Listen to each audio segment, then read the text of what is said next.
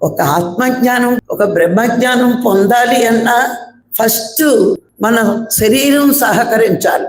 మన శరీరం సహకరించకుండా ఏ సాధన మనం చెయ్యలేం. మీరు చూడండి, కాళ్ళు తిమ్మిర్లుతున్నాయనో, నడు నొప్పనో, లేకపోతే కాళ్ళు ముందుకు చాపుకుని కూర్చుందామనో, ఇట్లా చాలా చాలా రకాల అనారోగ్యాలు మనం చూస్తాం. ఇట్లాంటి వాళ్ళు 3 గంటలు కూర్చోగలరా? కూర్చోలేరు. మరి వాళ్ళకి శూన్యస్థితి ఎప్పుడు? శరీర ధ్యాసే కదా. నొప్పులు బాధలు ఉంటాయి, దేని మీద ధ్యాస ఉంటుంది చెప్పండి? ఆత్మ మీద ఎవరికీ ఉండదు, శరీరం మీదే ధ్యాస. ఆ శరీరం మీద ధ్యాస పోవాలి అంటే శరీరం చక్కగా ఉంచుకోవాలి. ఉంచుకోవాలి అంటే ఈ అన్నమయ కోసం దేనితో శుద్ధత్వం పొందుంటుందంటే సరి అయిన ఆహారం. సరి అయిన ఆహారం వల్లే సరి అయిన ఆరోగ్యం. ఆహారాన్ని బట్టే మనకెప్పుడు ఆరోగ్యం బాగుంటుందండి. ఎంత తినాలో అంత తినాలి. బాగుంది కదా అని ఒక 4 ఇడ్లీ ఎక్స్ట్రా వేసుకుంటే, సాంబార్ రుచిగా ఉందనో, పచ్చడి రుచిగా ఉందనో ఎక్స్ట్రా తిన్నామనుకోండి, అప్పటి నుంచి ఈ శరీరం నేను కూర్చొని అంటది, నాకు పక్క చూపించు అంటది. మరి ఎక్స్ట్రా తినేసింది కదా. తిన్నప్పుడు ఏమవుతుంది? లివర్కి ఒక క్వాంటిటీ ఉంటుంది, ఎంత అరిగించుకోగలదో అంత అరిగించుకుంటుంది.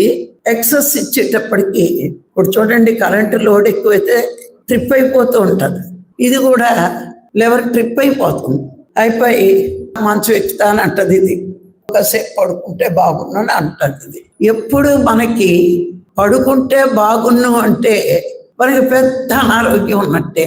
కొంతమందికి అస్తమాటు ఆవలింతలు వస్తాయి. పొద్దున్న టిఫిన్ తిన్నా పడుకోవాలని ఉంటుంది, మధ్యాహ్నం భోంచేసే పడుకోవాలని ఉంటుంది, రాత్రి 9ంటికే పక్కెక్కియాలని ఉంటుంది. సీరియల్ చూస్తే రాదు కానీ, సెల్ చూస్తే రాదు కానీ, మిగతా ఎనీ టైం ఆధ్యాత్మిక విషయాలు కూడా బుర్రకెక్కలేదు అంటే మన శరీరం సహకరించట్లేదు ధ్యానానికి అంటే మనకి అనారోగ్యం ఉన్నట్టేనండి.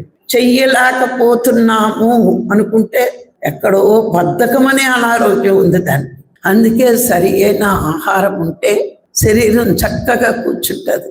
మన ధ్యానులకి, ఒక సాధకుడికి గురువులు ఎందుకు ఆరోగ్యం చెప్తారు అంటే ప్రాపంచిక జీవితంలో ఎంజాయ్ చేయడానికి, టూర్ వేయడానికి కాదు. సాధనకి శరీరం అనుకూలించినప్పుడు వాళ్ళు ఏ ఇబ్బంది పడకుండా ఉంటారనే గురువులు మనకి ముందు ఆరోగ్యం వస్తుంది సాధన వల్ల. ఇది నిలవడానికి ఆహారం ఉండాలి, కానీ మితిమీరి తింటే ఏదైనా విషయమే మనకి.